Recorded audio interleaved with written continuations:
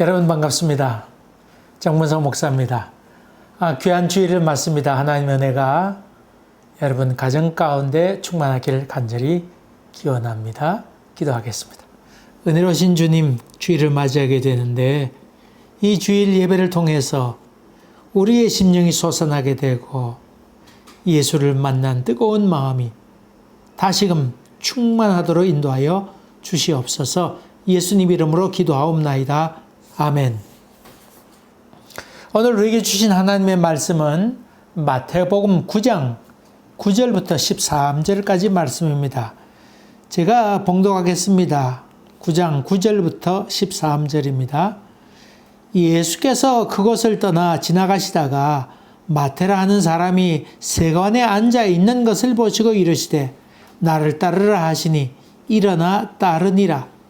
예수께서 마태의 집에서 앉아 음식을 잡수실 때에 많은 세리와 죄인들이 와서 예수와 그의 제자들과 함께 앉았더니 바리새인들이 보고 그의 제자들에게 이르되 어찌하여 너희 선생은 세리와 죄인들과 함께 잡수시느냐.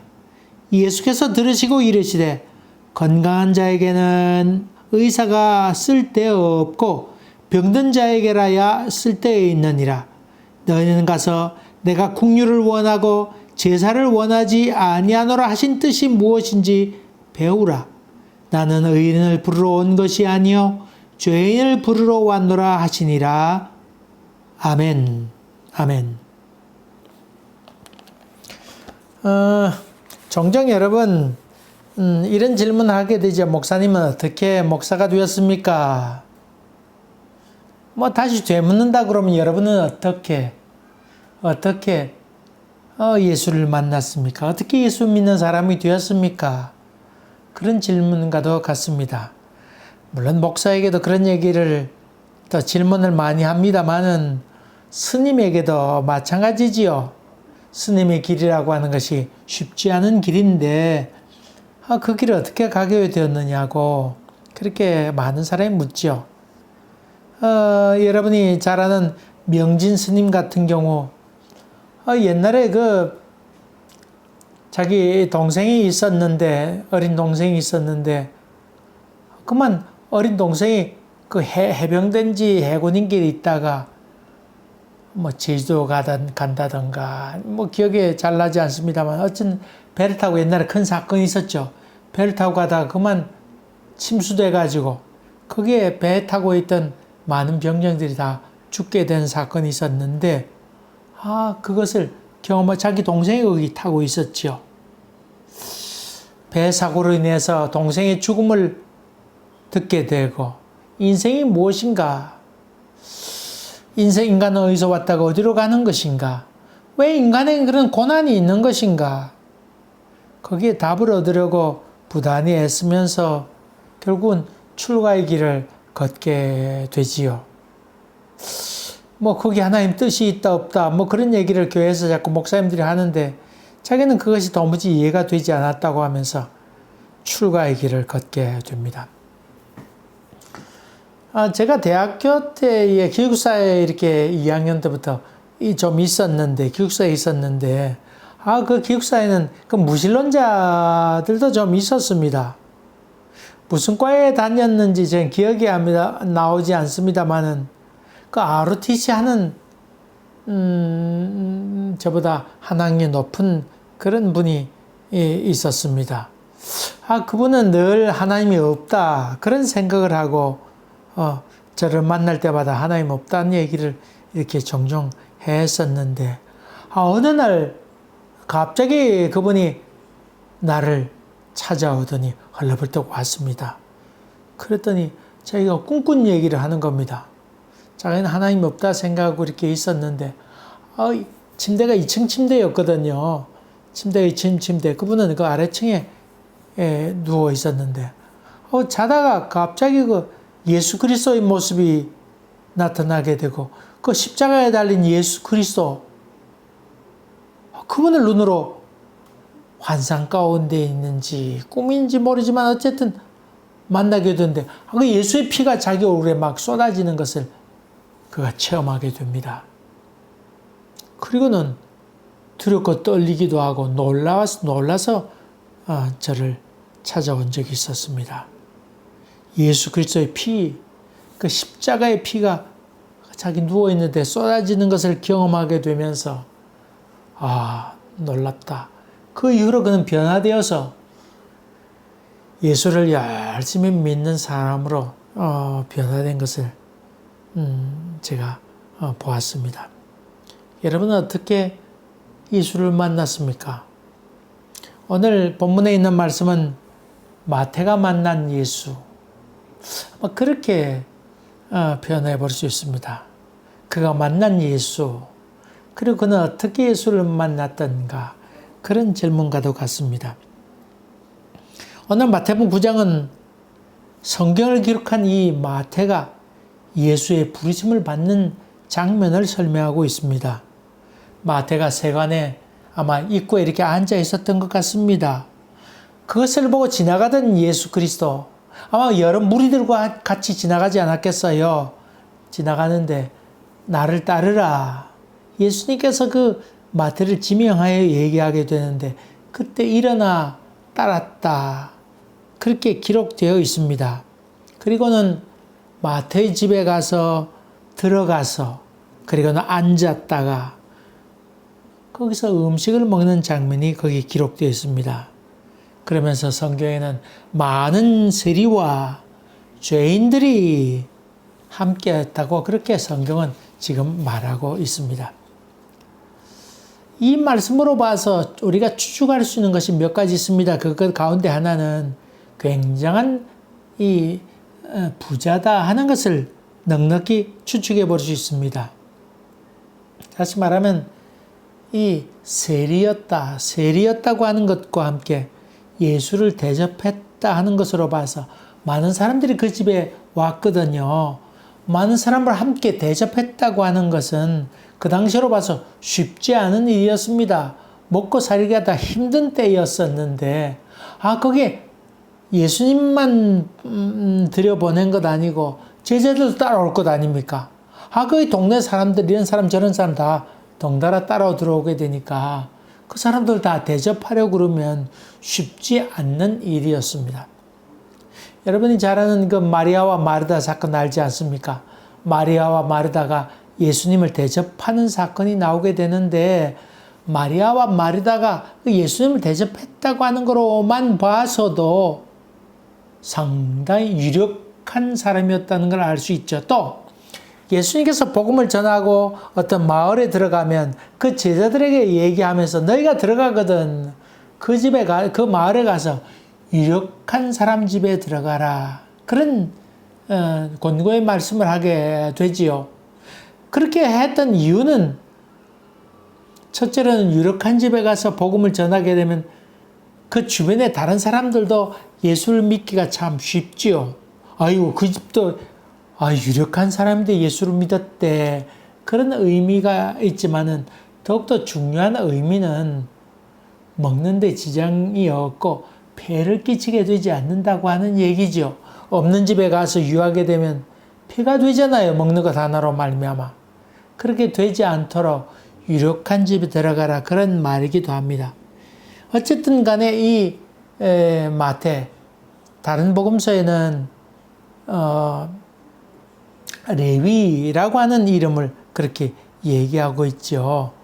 로마 사람들에게 그 세금을 바치는 거기 취직해서 유대 사람들에게 세금을 받아서 로마 사람들에게 그것을 납부하는 일을 감당해냈던 것이 세리였었습니다.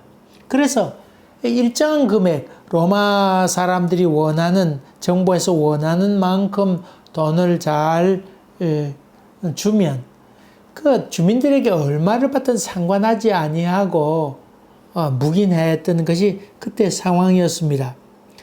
자기 민족에게도 그렇게 좀 등쳐먹는 그런 일을 했을 뿐만 아니라 로마 사람들에게도 거짓말 해가면서 아이고 그렇게 받을 형편이 되지 않습니다. 그렇게 얘기를 하고 적게 내도록 하고 이 국민들에게는 많이 돈을 받고 납부한 것은 적게 했으니까 양쪽으로부터 소득을 많이 얻을 수 있는 기회가 이 세리들에게는 많이 있었습니다. 그리고 서로 이 사람들의 비리, 저 사람들의 비리를 봐주면서 공갈도 하고 협박도 해가면서 부정한 돈을 많이 취했던 사람이 바로 이 세리였습니다. 동족의 고통을 통해서 자기의 재산을 축적했던 그런 사람이었습니다. 그런데 여기 많은 세리와 죄인들이 와서 함께 먹었다.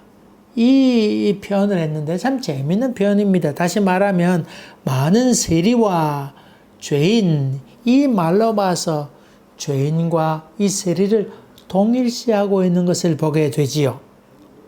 여기 세리는 물론 뭐 그 당시 죄인이었단 말도 되겠습니다만은 이 죄인이라고 하는 말은 도무지 하나님을 모르는 사람, 그런 사람을 뜻합니다. 또 이 죄인이라는 말은 상당히 불량한 사람, 그렇게 표현할 수 있습니다. 그래서 강도나 세리나 아니면 창녀 이런 사람들 다 동일시했던 것을 봅니다. 이 죄인과 세리를 동등하게 취했다고 하는 말은 도무지 인간 취급을 받지 못했다. 그것을 얘기하고 있습니다. 영혼이 없는 사람이니까 영혼 로마의 앞잡이 노릇했을 것이고 앞잡이 노릇했으니까 도무지 영혼이 없는 사람이다. 그래서 자기 민족의 등을 쳐먹는 사람으로서 걸어 다녀도 사람들이 대화하지 끼워주지 않았다는 말입니다. 지난번에 사케오 얘기를 좀 했습니다. 누가복음에는 사케오의 얘기가 나오지요. 키가 작아서 예수님께서 왔지만은 그를 쳐다볼 수 없게 됩니다. 하는 수 없이 그는 나무에 올라갔다 하는 얘기를 우리 어릴 때부터 들어서 익히 잘 아는 이야기입니다만은 물론 키가 작아서 뽕나무에 올라가서 예수님께서 뭐라는 말하는지를 지켜보게 되는데 그때 보았던 예수님께서 사케오야 내려오라 그런 얘기를 했습니다.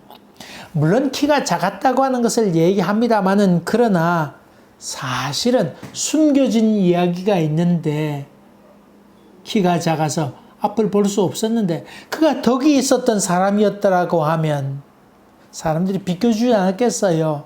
그런데 아무도 그를 비껴주는 사람이 없다. 이 말은 이 사람이 자기 민족에 등쳐먹는 사람인데 어떻게 영혼이 있는가? 그래서 영혼이 도무지 없는 사람이다. 그것과도 같은 의미이기도 합니다. 세리가 되면 그 가족들이 장례식을 치렀다는 말씀을 지난번에 드렸는데 상종에서는 도무지 안 될 사람으로 취급을 받았다고 하는 말입니다. 전 요즘 명진 스님의 얘기, 스님은 사춘기인가 뭐 그 제목에 그런 그가 쭉 스님이 되어 가면서 되기까지 그리고 지금에 이르기까지 이야기들을 쭉 지금 그 동영상으로 이렇게 써내려가고 있는데 좀 재미가 있습니다. 다시 말하면 그의 스님 출가기 그런 말로 표현해도 옳겠습니다. 그러면서 그가 25살 때 있었던 스님이 되어서 수계를 받고는 있었던 이야기를 하나하나 이렇게 나열하고 있는데 참으로 재미있습니다. 그러니까 스님들도 이렇게 이절 저절 이렇게 여행 삼아 이렇게 가는 경우, 순례하는 경우도 좀 많이 있었던 것 같습니다. 그래서 이 절에 가서 한 3일 유하고 또 가고 저 절에 가서 3일 유하고 이렇게 가는 일도 종종 있고 또 큰 스님이 있으면 큰 스님 밑에서 공부하고자 거기 들어가는 경우도 있었는데 어느 날 그가 방랑 중에 친한 스님을 안동에 있는 무슨 절에서 친한 스님을 만났는데 깜짝 놀랐습니다. 배싹 마른 데다가 핏기도 없고 얼굴에는 버짐이 잔뜩 난 데다가 쓰러지기 일보 직전인 스님을 만나게 되었습니다. 알고 봤더니 영양실조였다고 하는 것을 알게 되었지요. 그래서 명진 스님이 주변 사람에게 물어보고는 어떻게 하면 이렇게 되겠느냐 그랬더니 그 주변에 있는 사람이 저럴 때는 다른 것이 뭐 그렇게 소용이 없고 소머리 하나를 이렇게 푹 구워서 먹으면 영양 보충이 되어서 괜찮다. 그런 얘기를 듣게 됩니다. 그 말을 들었던 명진 스님이 사람이 이렇게 영양실조로 죽어간다는데 그러면 자기가 가서 소머리 하나 사와야지.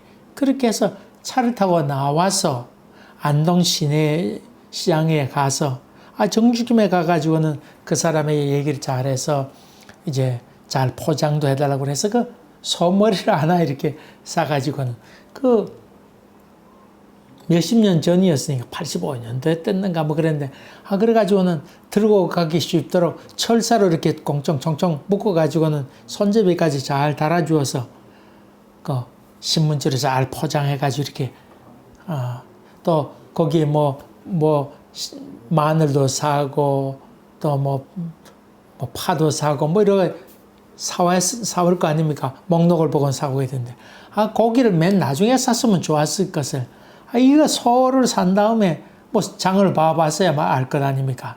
어쨌든 소머리를 사들고는 뭐 시장 돌아다니면서 파도 사고 뭐도 사고 이런 동안에 점점 이 소머리에 있던 핏물이 그 신문지를 적셔가지고는 신문지가 한 장 한 장 자꾸 떨어져 나고 핏물이 뚝뚝뚝 떨어져 나가게 되어서 신문지가 줄줄 찢어지게 되었습니다. 이 명진 스님이 참 명분 있잖아요. 자기야 자기 동료 죽어간다는데 쓰러지기 직전이라는데 그 명분이 있으니까 자기 나름대로 소고기를 들고 있지만은 이게 뭐 신문지가 자꾸 찢으니까 그래 신문지를 다 찢어버리고는 소물이 이렇게 철사로 공공분 걸 이렇게 들고는 이렇게 지나오게 되니까 시장통을 지나오게 되니까 사람들이 다 보고는 스님이 그렇게 다니니까 다 의아하고 놀래가 다 쳐다볼 것 아닙니까? 사람들이 얼마나 기가 찼겠어요. 하는 수 없이 이제 물건을 산 다음에 택시를 타게 됐는데 택시를 타고는 머무르고 있는 절로 가자고 그렇게 해서 차를 타고 이렇게 차도 안 태워주려는 것 겨우 이렇게 해가지고는 소머리를 들고는 바구니 들고는 이렇게 절에 들어오게 되었습니다. 그걸 피도 뽑고 이렇게 해야 되는데 그걸 뭘 압니까?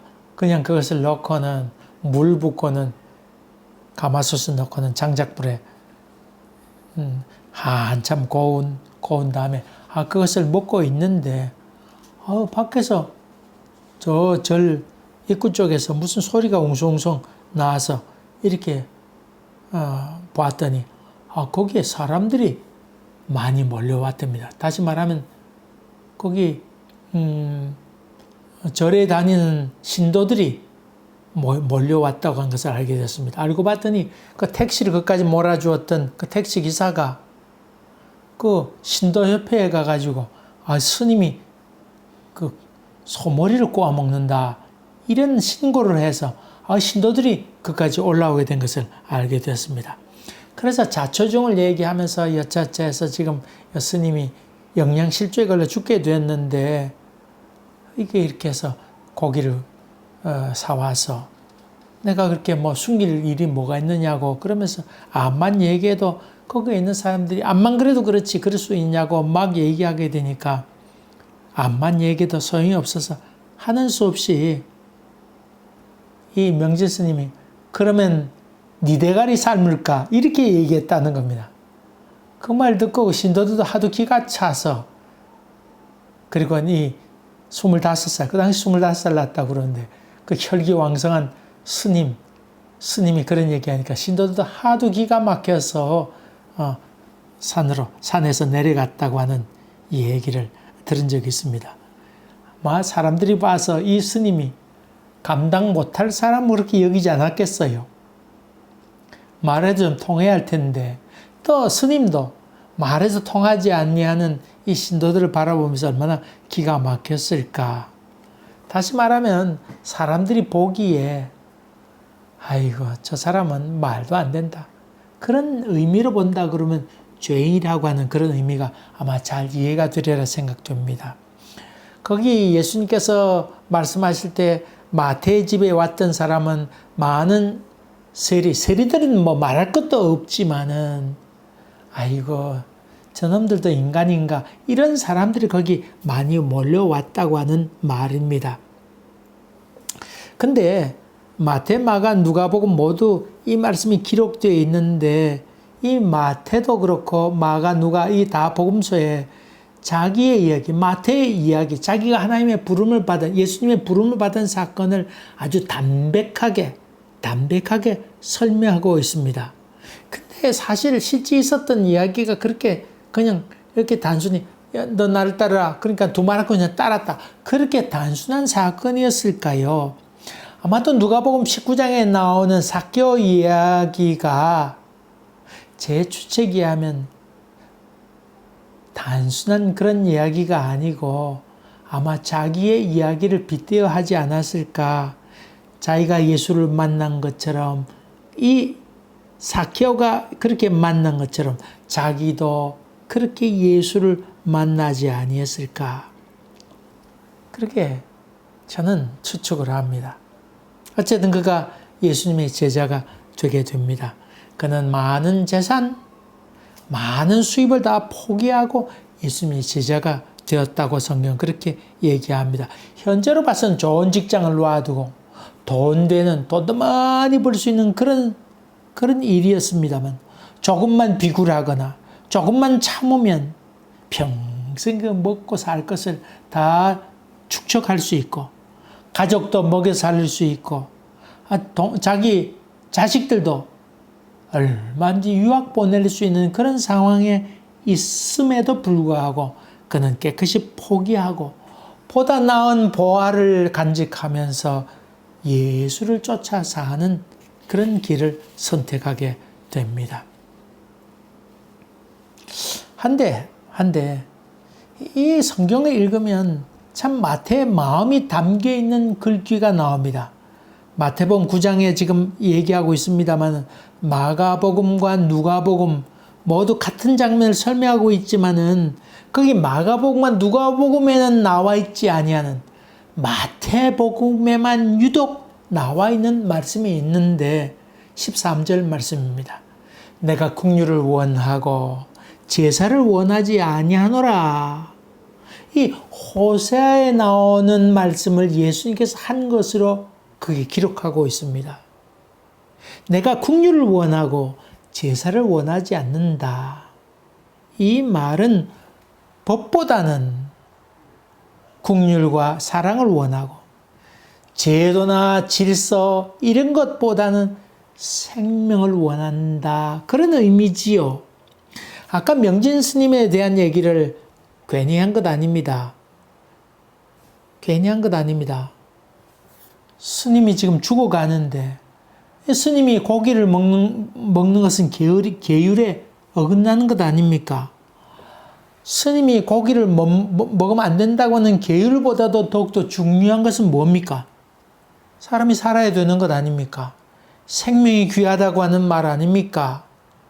다시 말하면 내가 긍휼을 원하고 제사를 원하지 않는다. 이 말은 종교의 아주 본질적인 이야기입니다. 여러분이 꼭 기억합시다. 어떤 제도나 질서보다도 생명이 더욱더 귀중하다고 하는 것입니다.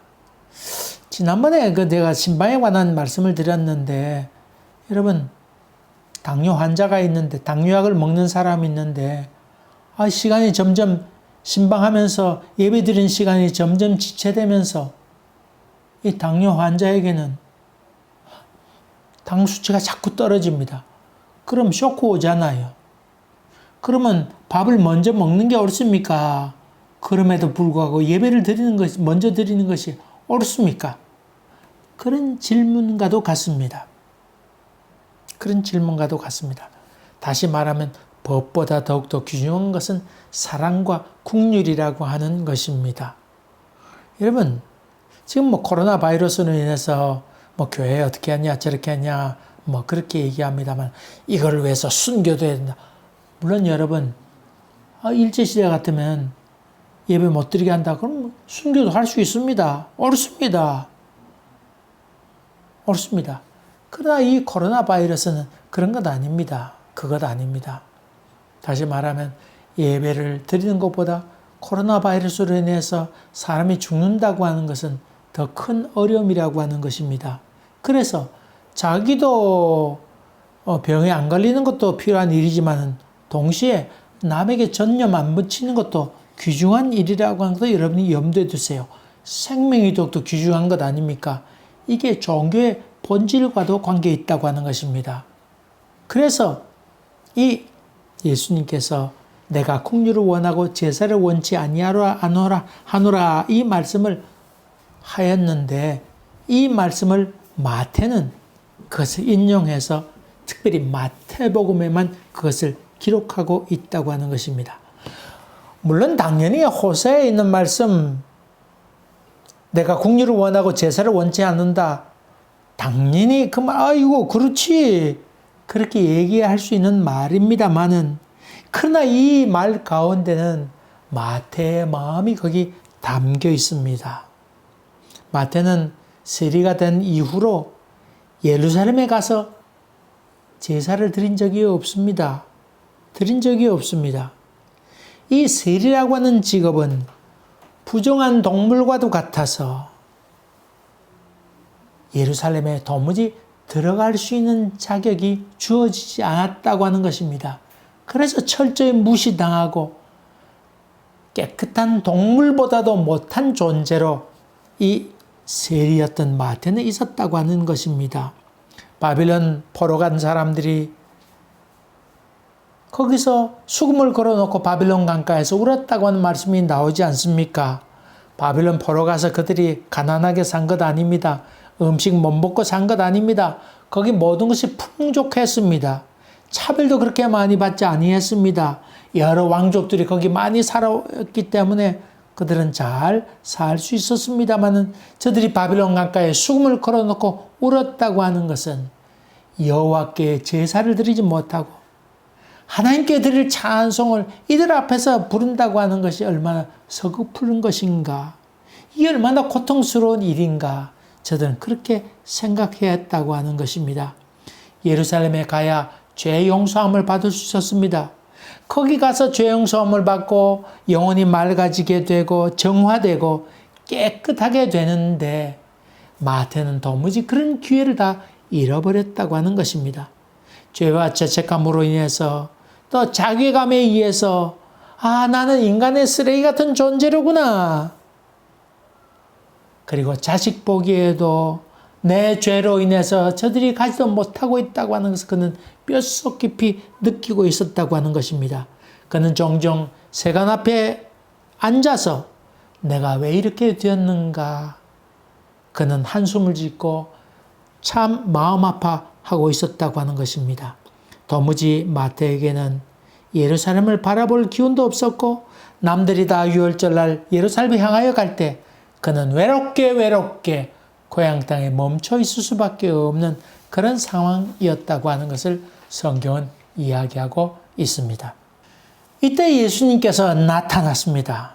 그리고 방문해서 자기 집에 오는 사람들이라고는 죄인과 자기와 같은 세리들 뿐이었습니다마는 세금을 포탈하려고 얘기하려고 하는 사람, 돈밖에 모르는 그런 사람들, 그런 위선자들과 탐욕적인 사람들만이 자기 집에 왔습니다마는 예수님께서 오셔서 방문하시게 됩니다.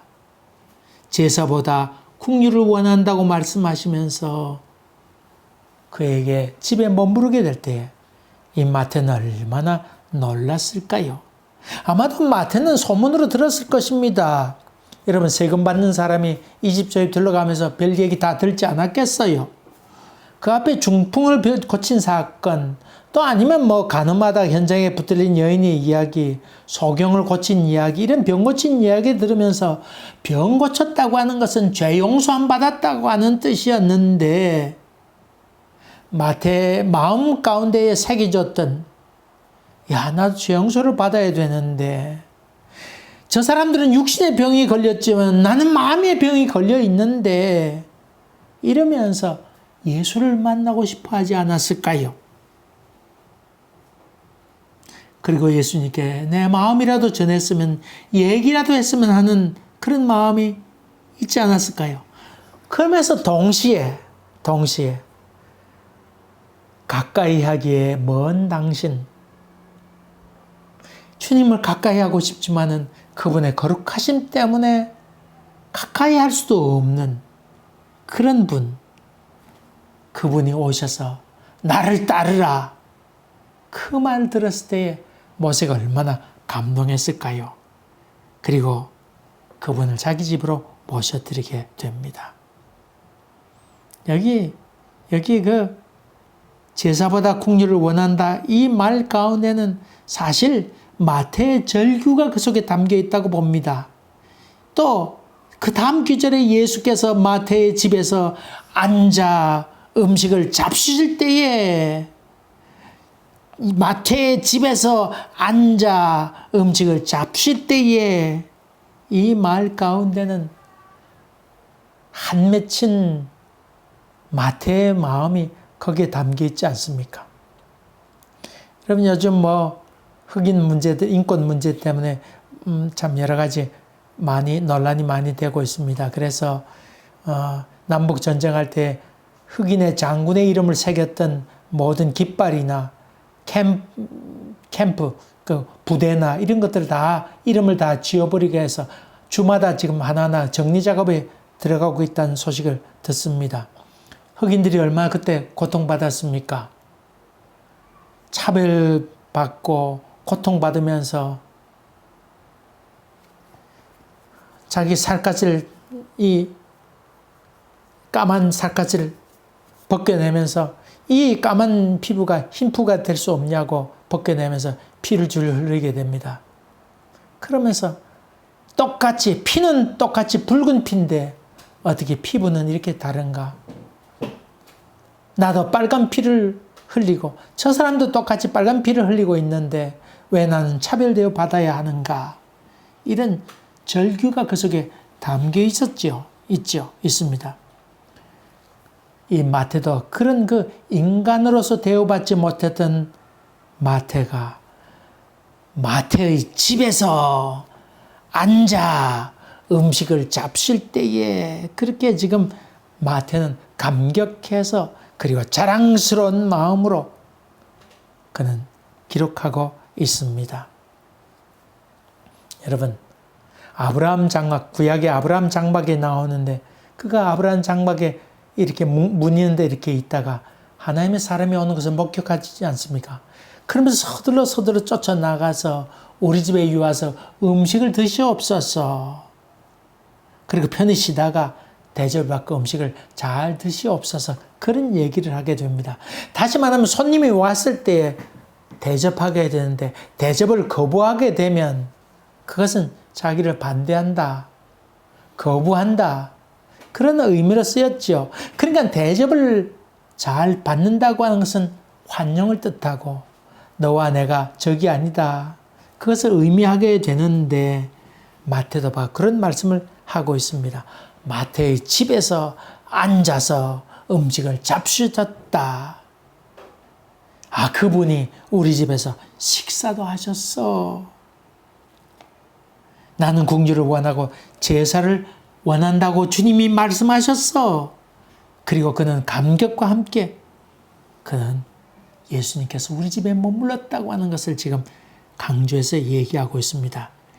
예루살렘 성전에 그는 지나만 다녔지, 아니면 어쩌면 쳐다보지도 않고 들어가지도 못할 걸 하면서 쳐다보지도 않고 그냥 지나쳐 왔을 만도 하고, 그리고 제사를 드리지 못했었으니까 그 마음가는 여전히 죄가 쌓여 있다고 생각했던 마태. 그렇지만 이제 어깨를 펴면서 임마누엘, 하나님께서 우리와 함께 하셔, 예수님께서 우리와 함께 하신다고 그랬어. 세리는 인간이 아니라고? 너 동물보다 못하다고? 누가 그래? 누가 어떤 놈이 그래? 예수님은 그러지 않았어. 그분은 의인을 부르러 온 것 아니고 죄인을 부르러 왔는데 우리 집에 오셨어. 그는 그것을 얘기하고 있습니다. 내 집에 예수님께서 오셨을 때 함께 왔던 그 인간 같지도 않았던 그 사람들, 바로 그들을 위해서 예수님께서 오셨다고 얘기하면서 마태는 자신 있게 예수 그리스도를 소개하고 있습니다. 예수를 만난 이후 그는 예수를 따르는 제자가 됩니다. 그는 그 감격으로 말미암아 자기가 잘할 수 있는 것, 성경을 기록하게 됩니다. 이것이 바로 우리가 지금 읽고 있는 마태복음입니다. 예수라고 하는 보화를 발견해서 세리에서 제자로 변화되게 되고 돈보다는 인간답게 사는 삶을 선택하게 되고 다른 어떤 것보다도 예수가 귀하다고 하는 것을 그는 이야기합니다. 사실 이런 감격으로 말미암아 마태복음 1장에는 아브라함과 다윗의 자손 예수 그리스도의 세계라 그렇게 얘기하면서 예수를 소개하는데 다른 데 나와 있지 않은 예수님의 그 족복 가운데에 세 여인을 그는 기록하고 있습니다. 여자는 족복 가운데 들어갈 만한 존재가 도무지 되지 않았습니다. 뿐만 아니라 거기에 나오는 세 명의 여자, 기생라합, 창녀였습니다. 다말이 있었는 다말은 또 사실은 그는 나보다 낫도다 그랬지만은 시아버지와 관계를 가졌던 여인이 바로 다말이었습니다. 또 다윗에게 부정한 여인이었던 우리아의 아내 밧세바, 이 온전지 못했던 라합과 다말과 밧세바의 이름을 거론하면서 인간적으로 보면 부정한 여인이지만은 그분이 바로 예수 그리스도의 족보 안에 들었다고 그는 얘기하면서 이야, 내가 믿는 예수 그리스도 그분과 함께 나의 인생이 다시금 전개된다고 그는 얘기하고 있습니다. 내가 만난 예수, 그분은 친히 그런 몸에서 나신 분일 뿐만 아니라 나에게도 그렇게 대했고 또 그분은 그렇게 살아가셨다고 얘기하고 이런 분이야말로 글에 남겨야 되겠다고 생각해서 기록한 것이 바로 마태복음이라고 하는 말씀입니다.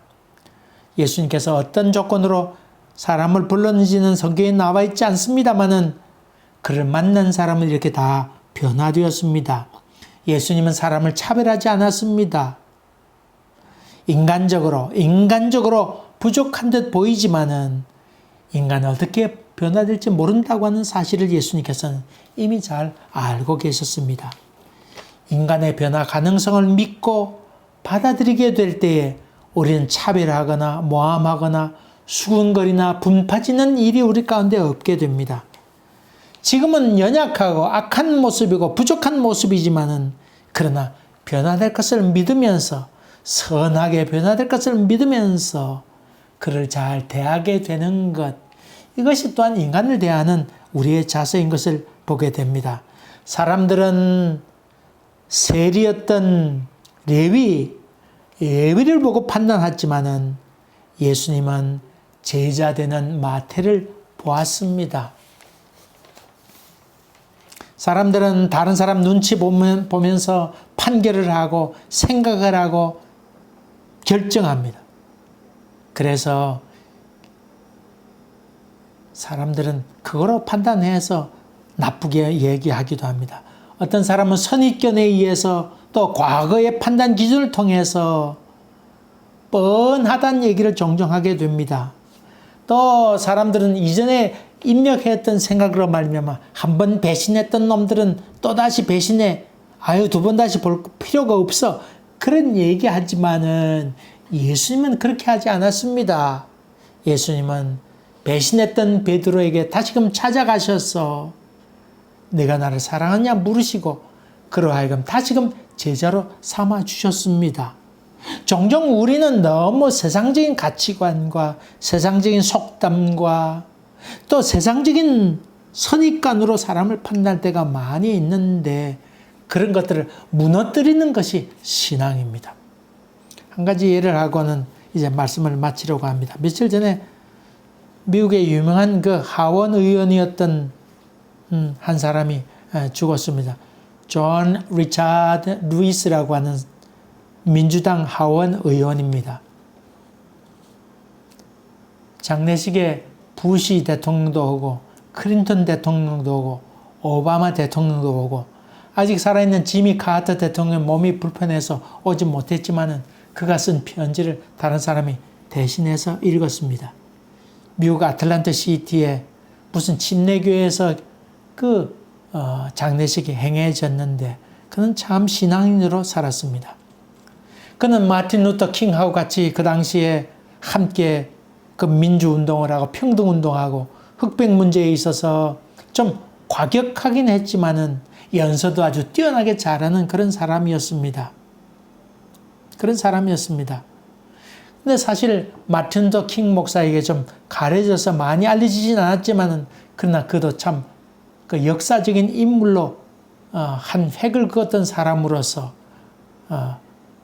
그의 죽음이 임했을 때 대통령들이 다 모였습니다. 물론 트럼프 대통령은 오지 않았습니다. 그 내용 가운데는 그 부시 대통령 공화당이잖아요. 근데 거기 장례식에 참여해서 무슨 얘기를 하냐면 존 루이스가 어릴 때 얘기를 하면서 어릴 때 닭을 한 마리 잡았는데 닭 잡는 걸 보고는 불쌍해서 그거 어떻게 먹느냐고 그렇게 얘기했다고 그러면서 그 부시가 얘기하기를 존 루이스는 어릴 때부터 저렇게 닭 잡는 것도 그렇게 마음 아파하고 했다고 그러면서 어릴 때부터 인권에 대해서 아주 인권운동을 마음껏 했다. 그런 얘기를 하게 될 때 거기 있던 그 장례식에 왔던 사람이 다 같이 웃는 그런 얘기를 하면서 이 부시는 자기의 친한 친구 루이스를 소개하면서 아주 마음 아파하고 있습니다. 오바마도 그가 대통령에 대해서 처음 껴안았던 사람이 루이스라고 한 얘기를 했습니다. 그러면서 그는 참 beautiful, 참 아름다운 사람이었다고 그렇게 찬양을 해 마지 않습니다. 그는 과격한 운동을 하는 때도 있었지만은 그는 늘 원수가 없었다고 하는 겁니다. 부드러우면서 깊은 애정을 갖고 과격하면서도 따뜻한 마음을 소유한 사람으로 그는 그렇게 살아 있었습니다. 그에게는 원수가 없었답니다. 근데 그가 그렇게 원수가 없었던 이유가 있습니다. 자기가 그렇게 흑인을 위해서 과격한 운동을 할 때 늘 반대하던 사람이 있었는데 이 사람은 백인 우월주의자였습니다. 그러면서 그 백인이 절대적으로 우선된다는 얘기를 주장했던 친구가 있었는데 어느 날 이 친구가 그 일로 말미암아 늘 대립되는 일이 있었는데 그 친구가 어느 날 찾아와서 용서를 빌면서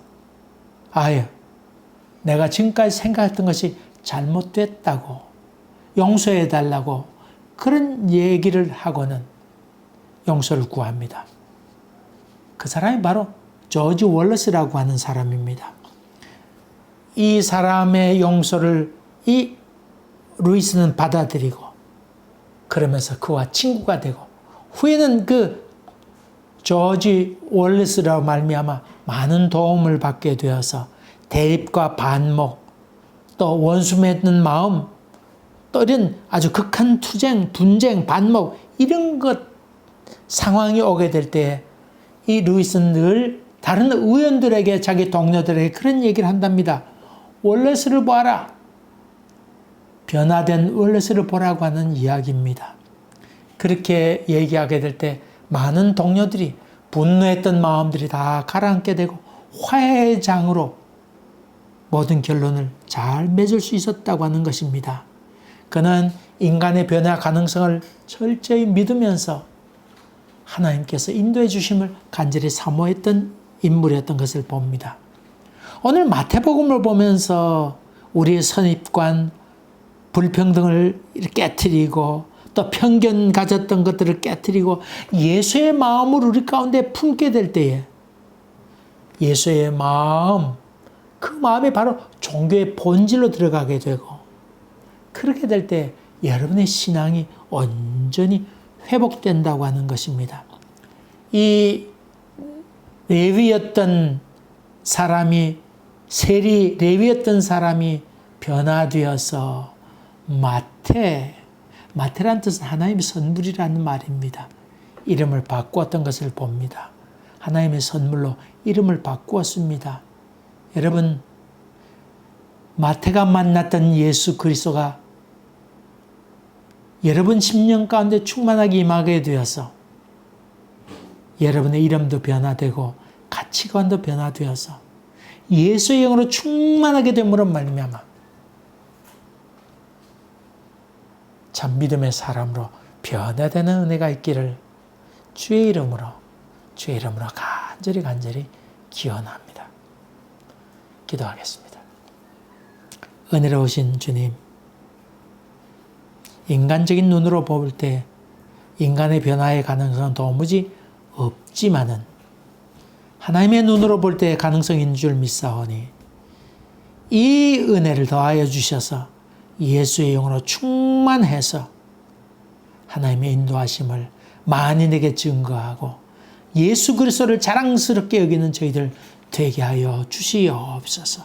예수님 이름으로 기도하옵나이다. 아멘. 지금은 우리 주 예수 그리스도의 은혜와 하나님 아버지의 지극하신 사랑과 성령의 역사하심이 저희들 가운데 충만하시기를 간절히 기원하옵나이다. 아멘. 여러분 또 뵙겠습니다. 감사합니다.